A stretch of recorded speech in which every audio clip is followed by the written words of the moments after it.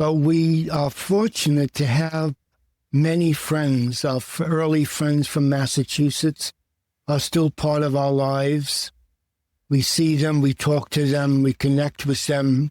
And so that's been the great, I'd say that that's part of the focus that we have on longevity, that it's the people we know and who care and who we care about that matters to us. So the age, I never really thought that much about age.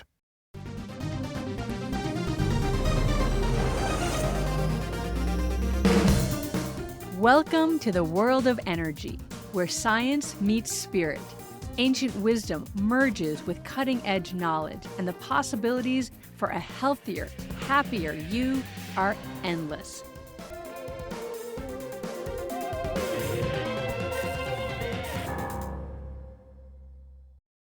Hey everybody, Lauren here. Welcome to another episode of Big Ideas. And I'm really excited for this next guest that I've brought on. You know, I've been doing a lot of podcasting about longevity, and I thought it would be really interesting to have someone on who actually can speak about longevity with more authority.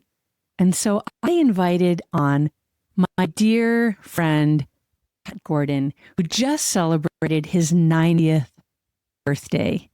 And wow, he is such a humble, beautiful spirit and shared with us some really powerful takeaways for longevity. So sit back, relax, and enjoy this interview. Welcome, Pat Gordon. I'm so happy to have you here on the podcast today. Thank you so much for taking your time out to speak with me. Thank you. This is my first podcast. Well, that makes me even more excited because we're going to talk about some really fun things today. And the one main thing that I want to talk to you about and share with everyone is this topic that we've been going over a lot in our podcast, which is about longevity. And I thought I would speak to somebody who actually has a lot of experience with longevity. So, Pat, would you share with our audience how old you are? How old am I? I am 90 years old in a couple of months. And how do you feel? Great, actually. I'm feeling pretty good. Yes, I have aches and pains and such. I'm a little bit lazier than I used to be. But I feel energetic enough to do things. Are there things that you don't do now that you have like slowly kind of dropped away? Or are you still doing everything that you used to do? No, I do. Well, yes and no. Yes, I do the same things, but I do them slower and with a lot of time in between. I'm slower at my rhythms of life now. So as I used to, let's say, in my 40s and 50s, I would get up to go to work and be prepared, and good timing was on my side. So I moved along pretty fast. I'm a fast mover. In the facilities that I live in right now, which is an independent living condition, it's independent, so certainly. They call me the fastest walker in the building of 250 people or so. Well, that's pretty impressive. Yeah, my mind still works somewhat fast when I've got something hot to think about, such as reading a book or watching a movie. My mind is still going at the same clip as I recall. But if I'm sitting down by myself and trying to think of something to do or write or get done, I'm slower at it. But you still drive, you still travel, you still do all of these things. I'll tell you a funny story. I went I had a CT scan because of a hernia, and they showed it to me and they said, you should see this doctor, a surgical doctor. Not that we want to do surgery for you, but I think you should see the doctor anyhow. So I made the appointment and I went to see this specialist surgeon who never even came out to see me. He sent a PA who was wonderful, and she was very sharp, and she knew her business. And she taught me about my hernia. And so at 90, I'm still learning. That's something good. And she said, basically, when you're 80, the only reason they would do surgery is if you're pleading with them, please, I can't live like this. This is killing me. I'm in pain all the time. Then they would do surgery. But the risks of surgery are far greater than doing surgery. So let's not do it. So I said, well, I'm all for that. I had no intention of having it done because it doesn't pain me that much. It bothers me a little bit here and there, but basically, I'm not worried about it. So I left it at that. So I think that explains how I feel about it. Have you had any surgeries in your life? Yes, I had appendicitis, and I had a little bit of a, I can't think of the word. See, that's the big fault about going to be 90. You can't grasp the language easily anymore. Whatever, a little small surgery that I don't even remember where it was, but it was in the appendix area. Okay. Do you have longevity in your family, in your immediate family? Have people lived for a long time? Not really. My father probably lived to around 80. I never knew his exact age. I know he was born in the last century. And he died in 1977. So I would say he was about 80-ish. And my mother died early. She had diabetes and so on, and she was blind the last 10 years of her life. She died I think she was 59 years old when she died. All my brothers and my sister have died before me. I'm the last one in my family. Closest was a nephew who lived to 84. He's had Alzheimer's for the last 12 years. Okay, so you're kind of the leading edge of this longevity in your family so far. And I know that you are of Italian descent. Do you know about the blue zones in Italy and Sardinia specifically? No, I don't know those areas. In fact, my father came from Naples, a mountainside going into Naples. He could walk to Naples down a big hill. My mother was born in America, actually. Her parents were born in Italy, also in Naples. How they got together, I have no idea. They met when my father came as a teenager to America, to New York, and somewhere he met my mother. I love it. Nice. Okay. So longevity wasn't something in your family, and maybe you've just sort of stumbled into it. But as you age and as you meet these milestones, are there things that you specifically do? And I'm kind of leading you a little bit because longevity research it's the topic du jour. There are so many podcasts about longevity and things to do, and they're all talking about supplements and stress management and blood testing, diagnostics and exercise.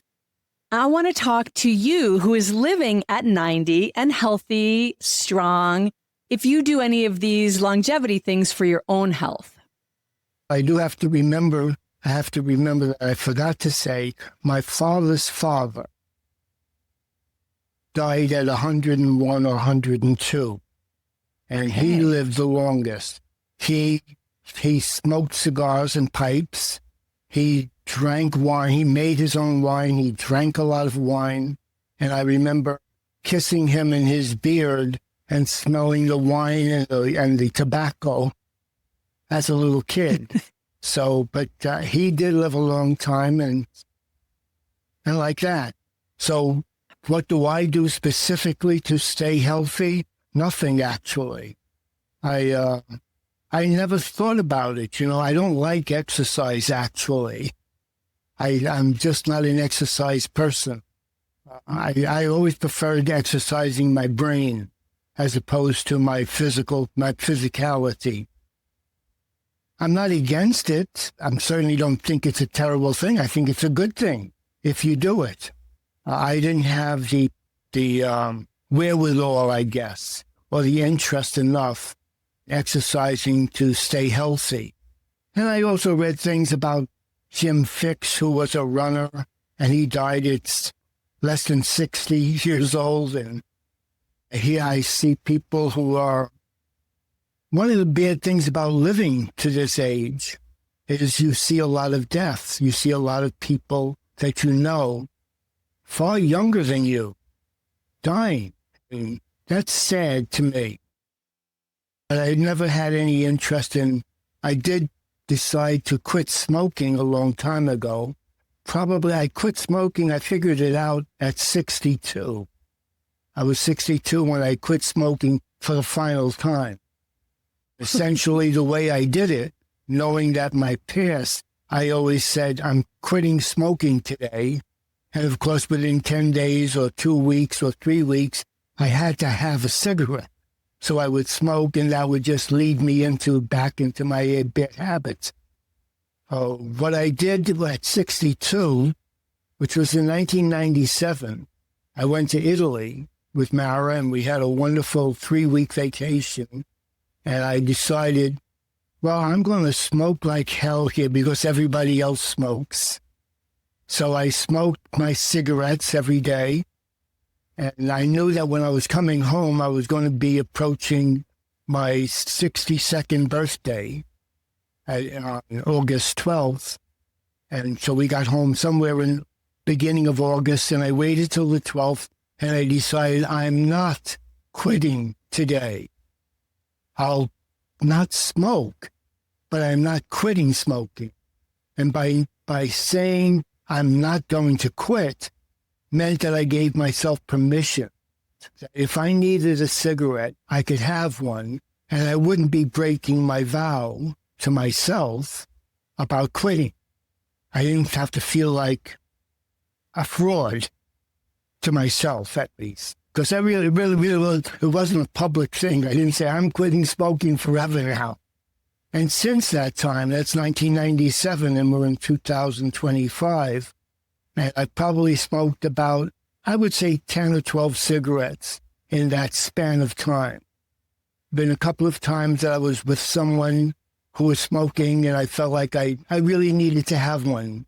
It's like having a shot of whiskey that you haven't had for years. So that was my strategy. I love that. But you didn't quit for health reasons, or did you? Was that the desire, was the health aspect? I quit more because everybody was on me. People didn't wanted me to smoke outside their house or away from them. And I understood that. And I also understood I was a salesman and my clothes reeked of cigarettes. Mm-hmm. Right. And so I remember one of my clients, his wife, who was part of the business, we were friends. We were very friendly people. And she came over to hug me, and I hugged her back, and then she jumped away from me. And that embarrassed me, and I felt terrible about that. Of course, I didn't quit then and there, but it was in the back of my mind that it was offensive to people. And if I'm going to smoke, I'll smoke alone. I didn't like that feeling. I didn't like when I did camera shows, which was part of my business. I would have to leave the building, go outside, and most of these shows were in December or February or whatever. It was cold and isolating, and I didn't like the idea of standing outside smoking. So I finally came to the condition of in 1997 on this trip to Italy that I'm going to quit, but I'll enjoy it now for now. And so when I have a cigarette, if I have one, I had one on my birthday this year. So that was good. It was fine. I didn't need another one after that. I love that. And I love specifically of not breaking the vow with yourself, because that's a crucial part of just our own self-development, is to be in right alignment with ourselves so that we're not telling ourselves one thing, but then sort of lying to ourselves underneath it. So I really appreciate that piece. The only other thing I ever did to my health, I'll just add to that, is I think you know this, we've talked about it, my meditation. This is my next question for you. Yeah, let's talk about that. Go ahead. Talk about the meditation. Well, I'm not, well, the reason I started meditating or even looked into it was that we had just moved from New York City, which I loved dearly. I was a New York chauvinist and couldn't believe that I would be living anywhere else but New York City. And I was taking Mara away and myself away from family and friends. And while we went to New York twice a month for a while, for almost a year, because of how much we missed people, they would come up to Massachusetts also and share time with us. So that was all wonderful. But I was also starting a new job. I never thought I would be a salesman. I never liked the idea of being a salesman, I guess. But anyhow, my boss said to me at the company I worked for, which was Nikon, he said to me, Pat, I was his assistant to the vice president, and he said, the only way to get into this business in a big way is you got to go outside first. You have to be a salesman. That's the only way. So this is all we do. We sell. So I took the opportunity, and fortunately, there was a choice between New York State and Massachusetts or New England. And I took New England because we had loved the Cape and we loved things about New York City. So we came with 2 young children into the wilds of Massachusetts. I picked Worcester to live in as essential to my territory, which wasn't the smartest thing. If I had asked someone or talked to people about it, I probably would have chosen Boston because it was more citified than Worcester. And it had better lines of traffic to Vermont and to Maine than Worcester did. But in any event, we did like Worcester, and after a couple of years, I was on edge, a bit on edge. This new job, how to befriend strangers, essentially, who were in business, who didn't care about me for friendship. They wanted knowledge from me, and they wanted to buy or not buy from me. So I had to learn those things, and it was a little nerve-wracking in the beginning, especially knowing Mara wasn't happy.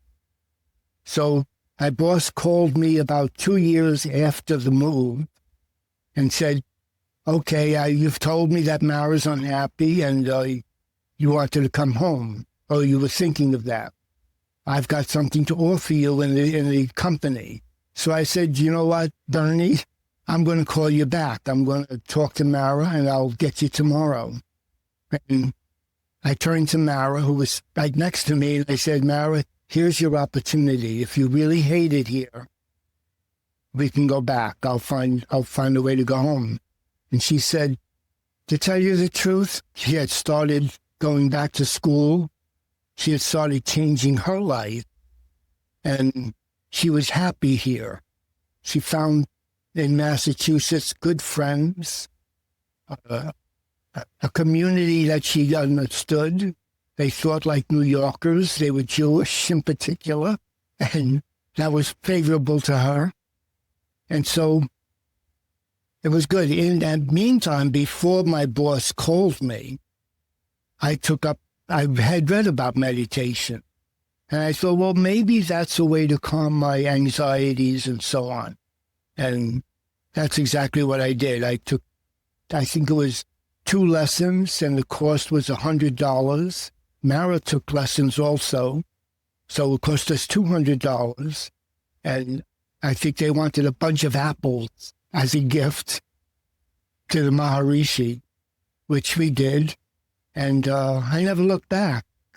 That moment changed me. I believe that is probably the greatest outside influence into my life. Okay, so you took a couple of classes with the Maharishi. Is this the same Maharishi that studied or that the Beatles studied with? No, it's not the Maharishi. It was an American person who was teaching meditation, but under the whatever the term might be, under the Maharishi responses. And so you took a couple of meditation classes, and you've been meditating on your own ever since then? Ever since then. Yes. I meditate every day. At first, my meditation consisted of 2 meditations a day, morning and evening. And I had a particular mantra, which I wasn't happy with. And so I decided to change it myself. I had gotten to read about Baba Ram Das, and he became my guru. And his mantra, his suggestion of a mantra was Om Mani Padme Hum. And so I've been using that. I changed my mantra to that. And that's where I've been since that time. So that was 1972. So I was 37 years old when I did that. And you've meditated every single day since then? Just about every day. I may have missed, there were some days when people were visiting that I couldn't do it because I have a particular place I like to sit and do it. So I would either do it after they left or at a quiet time of the day. And I decided to only do it once a day as opposed to 2 times a day. Wow. That's incredible. That's incredible. I just, there's so much research into the benefits of meditation and to the longevity effects of meditation. But I didn't know that about you until actually this year, that you are a daily meditator. And it really is just so inspiring and really affirming of the value and power of it that you attribute as well to, at least in part, to your longevity. I wonder if there's another piece, and I'm going to go out on a limb here. I hope you come out with me, because one of the things that I've been reading, and that's in all the literature about longevity, is having passion and having purpose and creative outlets. And another thing that I just learned recently about you, this is a couple of years ago now, is that you've had this ongoing art project. I call it an art project. We'll see what you call it. Art diary. An art diary. Okay. Let's talk about this. So I'll just set the stage for everybody, and then you can fill in the blanks. Because I don't know when you started this, but at some point, Pat started keeping a calendar. And this is beyond what you all are thinking about with your calendar. He has taken just the regular wall calendar and every day writes something in each of the little squares and then collages them with he sold Nikon cameras, but he also is a photographer, a very good photographer, and he would use some of his pictures on these calendars. I'm not doing this justice at all. What I will say is when I went to his daughter's house and started looking through some of these calendars that she has since curated and collected, to me, this was one of the most exquisite art projects I've ever seen. I think it's worthy of a museum or a gallery. It is so incredible. So, Pat, talk to us a little bit about when did you start this project? What precipitated this project?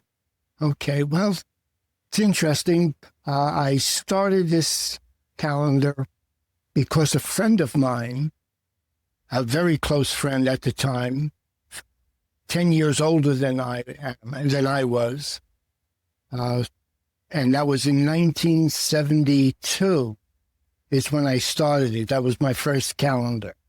1972 was the very first, because that's the year we moved to Massachusetts. And I decided my family was on a journey here. So the 4 of us were going into a strange place and were starting life anew, almost like pioneers. Of course, not exactly like pioneers, but my friend had been keeping a calendar for a number of years, and we laughed at it. We had jokes around it. It was a lot of fun. He was far more the artist than I was. But I was a good doodler and scribbler and that kind of thing. And I enjoyed working with paper and pencil. And so I copied his idea. He used to sit at his kitchen table in the morning and draw a picture, and then he had 10 calendars up this wall that he would change every month. well, once he had 10 years put together. And he continued it for probably about 25, 30 years. He stopped doing it at a certain point. And so now I was living away from him. And so I wanted to have a record of my family and the humor and the hard parts and everything else that came with it. So I decided, well, I'm going to show what I did that day. What was the most significant item of the day? And sometimes it was a joke. Sometimes it was a failure. Sometimes it was a victory. So, and that was basically my idea, to look back on it. And the family was enjoying seeing themselves progress in my calendar, especially when they were young. Now they don't bother to look at it because they'll look at it someday when I'm long gone, hopefully. Or it doesn't matter.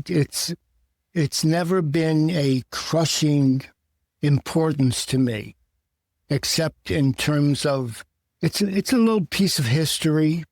It shows a little bit of my small talent, I consider, of artwork. And it's changed over the years. It's changed as I've changed. In the beginning, I was all full of cartoons. I could make a cartoon out of having a bad day at work or a bad week at work. And so, unfortunately, I had enough of a diverse life in being a salesman and meeting people and going places. We traveled a bit, and we made wonderful friends in Massachusetts, your mother included. And so I always had an interesting life, or something that struck me that day that was good for me. Mm-hmm. No, sometimes my days were too filled. And so I would just, instead of drawing a picture of it, I would write it. I would print it out. So basically, it's a diary. It's a personal diary of me and how I viewed my family every particular day of our existence. And do you still make this? Do you still do this calendar now? I still do it, but I do it in a different way. I don't draw pictures so much anymore.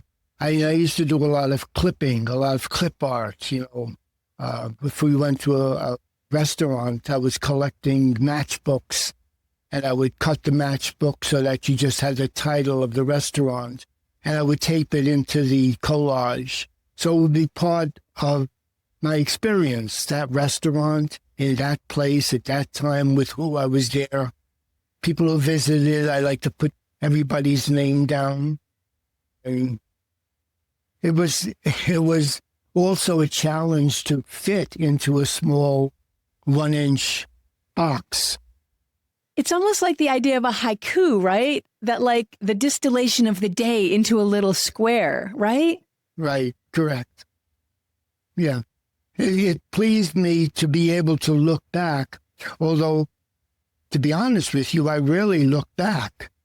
It's only once in a while that I might pick up and say, in fact, now I look at some boxes and I say, whose name is that? I don't even know that person anymore. Oh. Okay, I see. I see you opening up and glancing. Can you hold up, for those of us that are looking at this online, can you hold up a couple of pages and show us?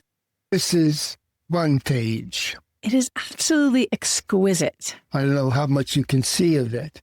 So there's collage at the top, and then maybe lift it up so we can see the actual calendar page. There it is. And then bring it a little closer to the screen. Each one of these squares is drawn upon. It's just so beautiful. You've got, wait, so when did you stop doing that? I mean, you said you started in 72 and you did do it differently now. And so when did you stop doing it in that exact way? Like, how many years do you have of these calendars? This calendar I just showed you was 1979. So I have a 1994 here with me. So again, this would be a cover of the 1994 issue. In the back of it, I have a picture. There's a picture of my mother and father and in the snow. It's incredible. So I have a lot of memorabilia of family, of get-togethers and non-get-togethers and lightnings. Whenever Mara and I would have an argument, I would always draw a lightning flash and P on one side and Mara on the other side. So that was our signal that we weren't talking or we had a fight. Oh my gosh, that's so funny. Well, let's talk about Mara for a second. Mara is your wife. And how long have you been married? 63 years. And I still feel that she's the best person for me that I could have married. I was engaged before her, but that was almost a teenage girlfriend kind of thing. And when I went into the Army, which was actually I had met Mara before I went into the Army, a few years before. She was 14. She was 13, actually, when I actually met her. And I was 19. And I heard she liked me. But I thought she was much too young for me at that point in time. But I liked her. I liked her spirit. I liked her. She was intelligent. She was funny. And I was funny, too, or thought I was. And I went into the Army at 23. And so she was about 17, 18. And I met her on the street corner before I went off to Europe. And she asked me to write. She said, why don't you write me? Because we were casual friends that met on the street corners of the area we lived. She lived 2 blocks away from me.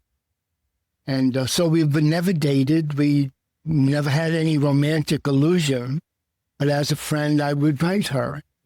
So I was experiencing this new world entirely for this little boy from Harlem, USA, and the Bronx. And going to Europe, this was very exciting to me because I loved reading at the time, and I read a lot of books about Europe. And so that was very fascinating to me. And to me, it was my college. It was college days. I didn't believe in college for me. I believed in whatever I believed in. It wasn't college. But the Army proved to be much like college. There I met friends that became lifelong friends. And they would still be if they were alive. Unfortunately, I had the longevity gene and they didn't, which is sad for me because my birthday party at 90 was very fascinating and wonderful. I missed my friends of the time. Yeah, that must be really intense. It you keep living longer, and the longer you live, the more you are not surrounded by your peers anymore. Thankfully and gratefully, Mara is still alive and super healthy, and you're with your family a lot, and you're at your daughter's house right now. One of the things about longevity that has been proven is that community and relationships is one of the strongest predictors of longevity.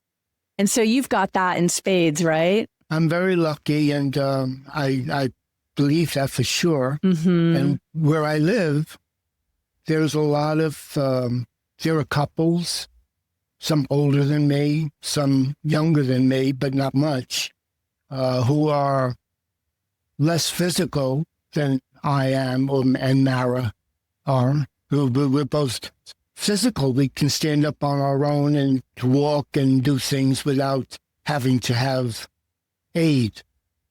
But we see a lot of that around us. And I see that the problem with living in a community like that is the people are all nice, but they're dying out. And so you befriend someone, and before you know it, you see a decline in them, and then the decline gets greater. And that's hard to live with sometimes. But we are fortunate to have many friends. Our early friends from Massachusetts are still part of our lives. We see them, we talk to them, we connect with them. And so that's been the great, I'd say that that's part of the focus that we have on longevity.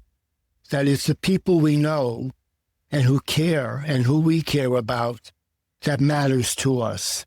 So the age, I never really thought that much about age. I never spent a lot of time thinking about it. Do you have still like bucket list things that you want to do? Do you have a target age that you're going for? No, I'd have no targets. I never put targets on my life. I sort of, the things I want to do, well, I'm a procrastinator. That's my biggest problem. And that's always been in my life as a young person and an old person. But I'm a procrastinator, and I don't mind that. I prefer a nap to doing something tedious. I have thought about, I have thousands of photographs, and I have destroyed thousands of photographs, thrown them away because no one ever wants to see them again. I say to myself, I look at each photograph and say, does anybody ever want to see this? No. And I throw it away. And I'm glad for that because I would have no time in the world to look at each picture. But one of the things I'd like to do, and I don't know if I'll do it, I'm not guaranteeing that I'll do it, is I wanted to match a photograph or some photographs that I have with either a paragraph or a page or 2 pages of what it makes me feel, what it makes me think of when I look at this photograph and why it's important to me. And it doesn't have to be an important photograph. I love the idea as someone who's been, no, go ahead. You go ahead. You don't know if you'll do it. Well, I don't know if I will. I'm not going to put as I found out that making statements that I'm going to do something doesn't work for me. I'm an arguer. So I'll say I want to do it, and I'd like to do it. It might be nice to do, and all those things, and maybe I will and maybe I won't. So I don't disappoint myself or anyone. But my calendars will speak for some part of my life, certainly not the most inner part of my life. It's the inner part that that I would think that I would want to talk about in the photographs that I might choose to write about. Mm-hmm. I was discussing this with a friend of ours, Richard Cashnow, who is a very good, fine photographer, a good writer, good knowledge, good history. And he was attempting to do something similar like that. And I thought that was a great idea. So you see, I'm not that creative. I get ideas from other people. And one of the things I said at my 90th birthday was that I feel very lucky through my lifetime from childhood, living in East Harlem, New York, and then moving to the Bronx, West Bronx, that I had so many good friends and every one of them taught me something, or I learned something from them without their teaching very often, mostly without their teaching. So I was always an observer, and probably I should have been a writer. Probably that would have been my best thing to do. But I didn't have the patience to be a writer, and so I let that go. Well, as someone who has been encouraging you since I discovered the calendars to, and I even sort of threatened you behind your back to put on a show at some local gallery. I love the idea of the photographs and writing. And I think all artists borrow and build on what other artists have done. So I would never say that you're not original. But I think the work that you've already done artistically is exquisite. And I think that this work that you're talking about now, if you chose to undertake it, would be incredible. I know it sounds like, especially with your meditation practice and what I know of you, that you live very much in the moment. But I'm just curious, as you continue to age and, you're strong and thriving, but do you think about when it may happen? Do you think about the end? Like, do you have any kind of fears around the end, or even not even fears, but just ideas of what you would like or things like that? Like, do you think about the end at all? Well, the only thing I think about, I really don't think much about death. I think that's depressing, and I leave my depressions to be about the world, what's happening in the world, as opposed to what's happening to me personally. I'm not going to be affected by whatever happens in the future of this world, except my children, my family, and people that I know. They will be left to struggle through whatever happens. I won't. I see death as perhaps a reward at one point. Yes, I will miss the beauty and the friendships and the love that I've had from my daughters, you personally, your mother, the friendships I've had, all the friendships I've had. And of course, I hate to leave that. Why would I want to leave that? But I also don't want to live to see funerals of all those people, those wonderful people in my life. But I don't give much credence to dying. I'd like to die peacefully as opposed to in pain. And I would look to my wife, Mara, to take care of that for me and my daughters too. I don't think there's any reason anyone should be in suffering, in pain, physically and mentally, because someone they love is dying. It's time to go. I see that. It doesn't frighten me. I guess, I don't know. I don't think about it that much. So this is the first time I'm really contemplating how I would feel, when it will be. It could happen any time. I had a close friend of ours who lives in this community. His father is 93, and his son is 57, and died of what they call a widowmaker. 57 years old to die, and one of the loveliest young men that I've had the pleasure of meeting and knowing a little bit just since I live here at the Willows. So there's that, and another 57 or 58-year-old young man who died on the tennis court last year, who had a lot to live for and died instantly. And so that kind of death is a good death for the person, but it's a terrible death for all he or she leaves behind. And the struggle of women mostly, but men also, the cancer death, the long cancerous death is awful. It's a terrible thing to contemplate. So I hope those things don't happen for me, but whatever does had become my demise, it'll be what it'll be. I don't have much control over that. I'll see the best doctors I can, but if I'm coming to life or death, and death is much easier, I'll take that. I've had a great life in many ways. I didn't get rich, but I didn't get poor either. And I had love in my life, and I still have it. And I give love and I have love. And that's really special to me. Yeah, so beautiful.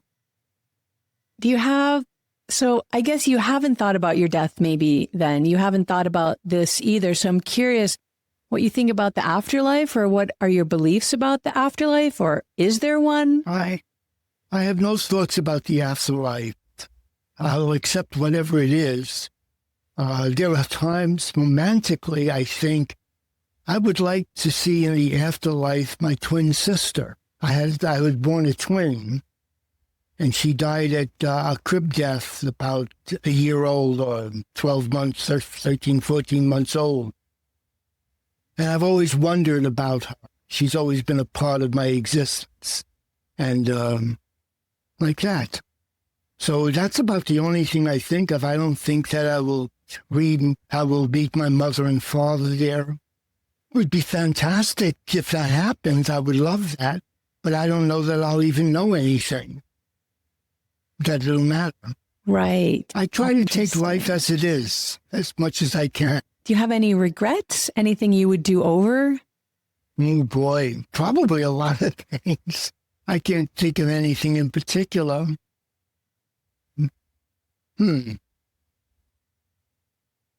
Probably I would have been closer to my family. I sort of left them when not because I converted from Catholic to Judaism, because I didn't really, either the rabbi that converted me said to me, actually, I was always Jewish, because I thought the way Jews think, and that my innermost person wants peace and goodwill to everybody.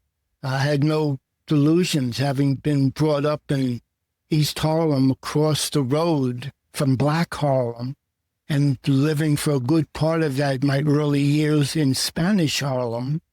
I had no prejudice, which is surprising because a lot of people who were born into that situation did have prejudice, but I was lucky not to.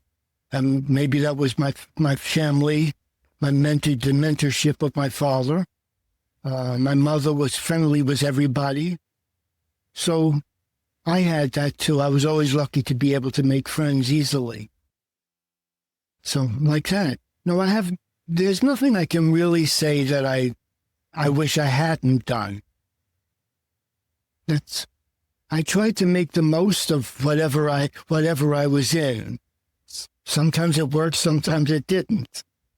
Now, when my company that I worked for wanted me to go into the Caribbean, to give up my territory in New England and to work in the Caribbean and not be part of the company anymore, but be a separate person, an individual, at first I hated it. I hated the first time I made the trip down to St. Thomas and had a rough call with one of the biggest accounts in St. Thomas.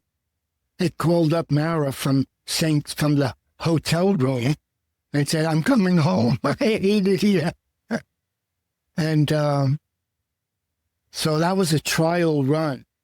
But I came home and I decided I can't give that up. There's something more to it. I had a bad call, and I'm not going to run away from it.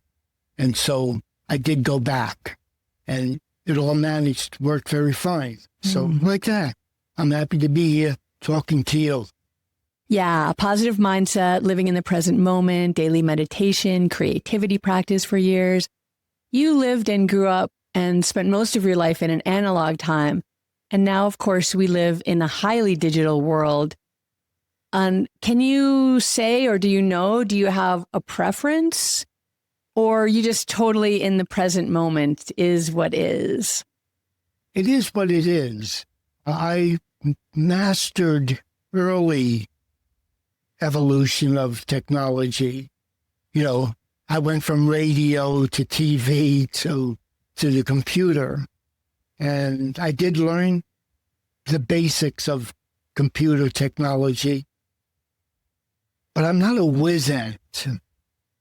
And I see that as I'm older, I'm losing interest in further developing any more out of this technology.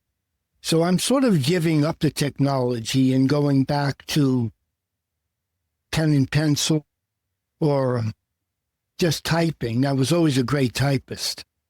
So whatever I do in the future will be of limited technology. I'll use the technology of the 50s and 60s as opposed to that of the 2025s. I like that. I think that is actually very wise.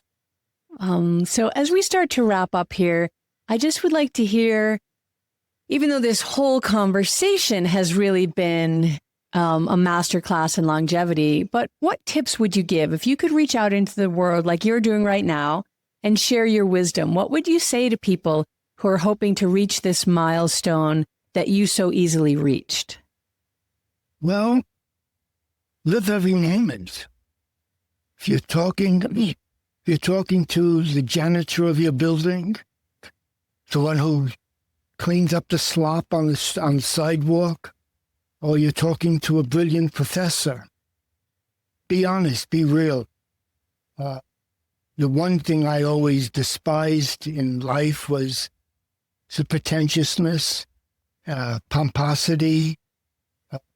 We are who we are, no matter what we've accomplished. And I don't think I've accomplished all that much.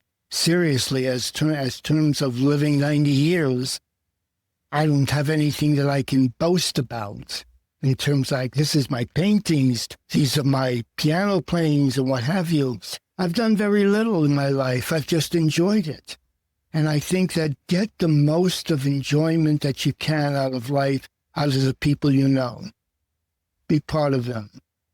And I think that's been my success, and that's what I will continue to do till I die. That is beautiful. I'm very thankful for the people I know. Yay. I love that. I love you. I'm thankful for you in my life. And I think that this is such a rich gift to share with all of us. I think the work that you have done is more consequential than you're ascribing to it. But I think your humility is part of your longevity as well. Thank you for your very kind words. You've always been the love of my life. So your family has always been important to me. And I feel that way about so many people. I definitely will go to my grave feeling very thankful for the people I've known and kept friendships with. I'm sorry they had to leave. And I'm sorry to leave you now. It's been a lovely interview. This is my first interview outside of a job interview. I love that you're starting to podcast at 90. Thank you so much, Pat, for being on this show. I really appreciate your time. Thank you, dear. Thank you, dear. I love you. I love you too. Look forward to our next meeting. I do as well. Thanks, Pat. Take care, dear. Alrighty, Energy fans, that's a wrap on another positively charged episode of Energy Works. Lauren, this is the part where we get to use our energy puns. It's been electrifying, hasn't it, Blaine? We hope you've enjoyed it as much as we have. If you're feeling amped up and you want to keep your energy flowing, be sure to hit that subscribe button on your favorite podcast platform. And we'd love to hear from you. So please take a moment to leave us a review. Your feedback helps us continue to deliver content that resonates. So light up our inbox. And spark a conversation with your friends to tell them about us. And we'll see you next time on Energy Works.